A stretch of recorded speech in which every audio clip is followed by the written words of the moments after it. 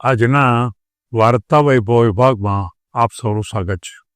આજની વાર્તા હંમેશા આપણને પ્રોત્સાહન આપતા હોય, એટલે કે પરસ્પર પ્રોત્સાહન આપતા હોય એવા વ્યક્તિઓનું ગ્રુપ બનાવો અને હંમેશા એ ગ્રુપમાં જ રહો.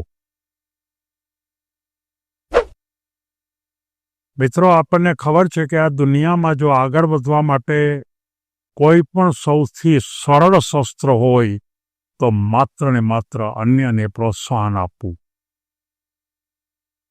આપણે કોઈને પ્રોત્સાહન આપીએ એમ આપણે પણ કોઈકવાર પ્રોત્સાહનની જરૂર પડે તો એનો અર્થ એમ પણ કહી શકાય કે આપણે પ્રોત્સાહન જે લોકો આપી શકતા હોય એનું ગ્રુપ બનાવો, જાજા માણસોનું ગ્રુપ બનાવો અને માત્ર શક્ય ત્યાં સુધી આપણી તમામ સંદર્ભો એ આ વર્તુળમાં જ રાખવાનો પ્રયત્ન કરો. આ વાતને સમજાવવા માટે મારે એક નાની એવી વાર્તા લેવી છે.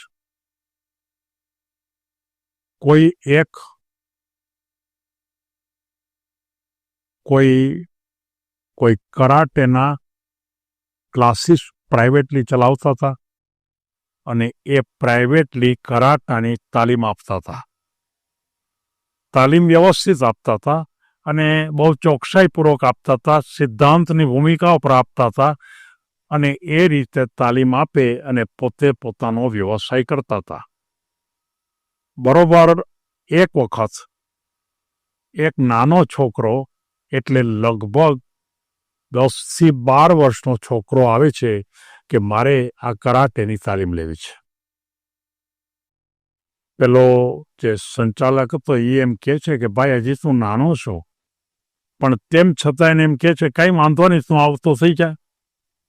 અને એને 1 વર્ષ સુધી કરાટાની તાલીમ આપી. તાલીમ આપ્યા પછી બધાની પરીક્ષા લેવાની હતી અને એ પરીક્ષા લેતી વખતે જુદા જુદા બધા વિદ્યાર્થીઓને કોઈને ઈંટ તોડવાનું કે કોઈના ઉપર પથ્થર તોડવાનું કે જુદા જુદા કરાટેની અંદર જે કાંઈ પ્રસંગો બનતા હોય ને એના પ્રકારની પરીક્ષા લેતા હતા.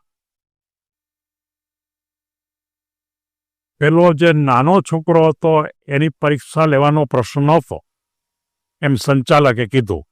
ત્યારે પેલો છોકરો કે નહીં, મારે પણ પરીક્ષા આપવી છે. તો કે પણ તારે હજી તું નાનો છો, તારી તાકાત એટલી ન હોય, તું ન આપી શક. તો કે નહીં, મારે પરીક્ષા આપવી છે.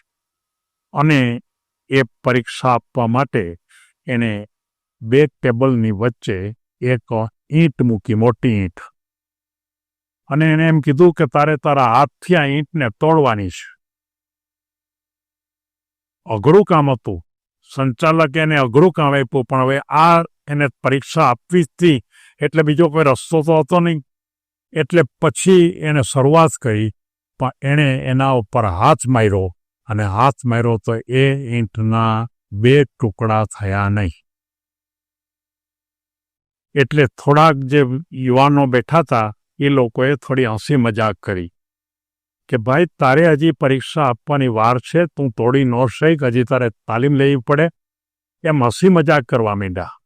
ત્યારે પહેલાં જે ખરેખર આ સંચાલક હતા એ સંચાલક બધા યુવાનોને એમ કહે છે કે કોઈ પણ માણસ કોઈ પણ પ્રકારની પરીક્ષા આપતું હોય કે કોઈ પણ કામ કરતા હોય ત્યારે એની ટીકા ન કરાય.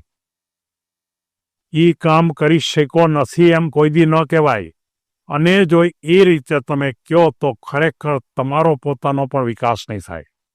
તમને પણ કોઈ કહેવા મળી આવશે કે તું આ ન કરી શક. એટલે કે હંમેશા યાદ રાખજો કે કોઈ પણ વ્યક્તિને આપણે જો ઓલું કરવું હોય તો માત્ર પ્રોત્સાહનના વચનો જ આપો.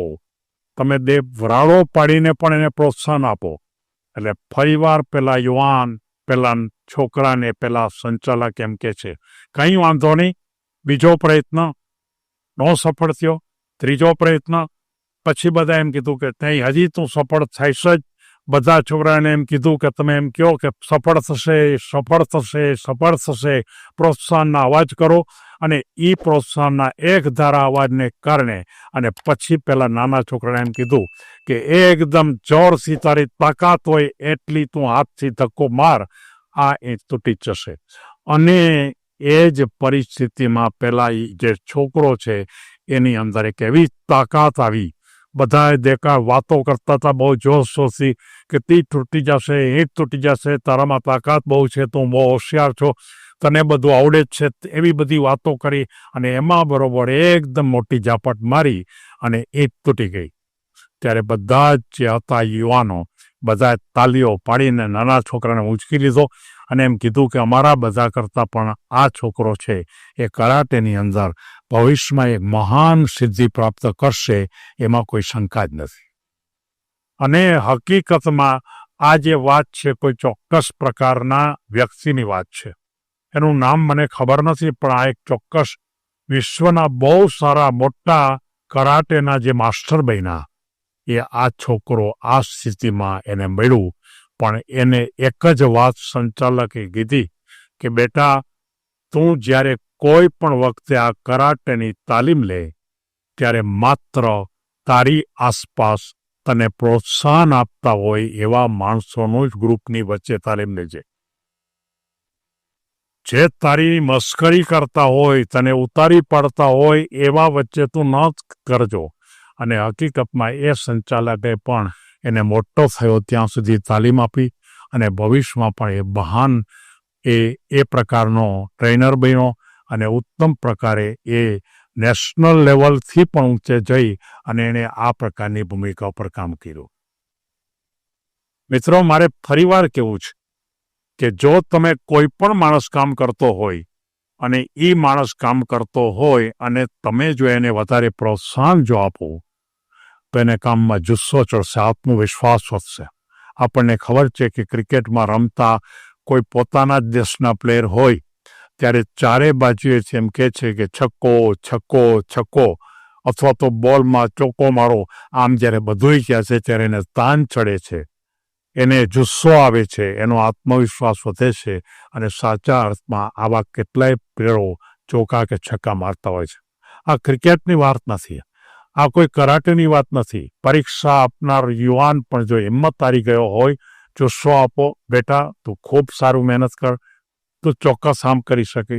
હંમેશા એક યાદ રાખો કે આપણામાં બીજા ગુણો વિકસે કે ન વિકસે, આપણે બીજાને અન્ય પ્રકારની મદદ કરી શકીએ કે ન કરી શકીએ, પણ જે લોકો જે ક્ષેત્રમાં કામ કરતા હોય એના જુસ્સાને વધારવા, એના આત્મવિશ્વાસને વધારવા તમે એને પ્રોત્સાહન એક ધારું આપતા રહો, રાડો પાડીને આપતા રહો. અને જો એ કરતા રહેશો તો એ વ્યક્તિને મહાન બનાવવા માટેની તમે થોડો ઘણો હિસ્સો તમારો પણ હશે, એમ આ વાર્તાની ભૂમિકા આપણને કહે છે. સૌને ધન્યવાદ.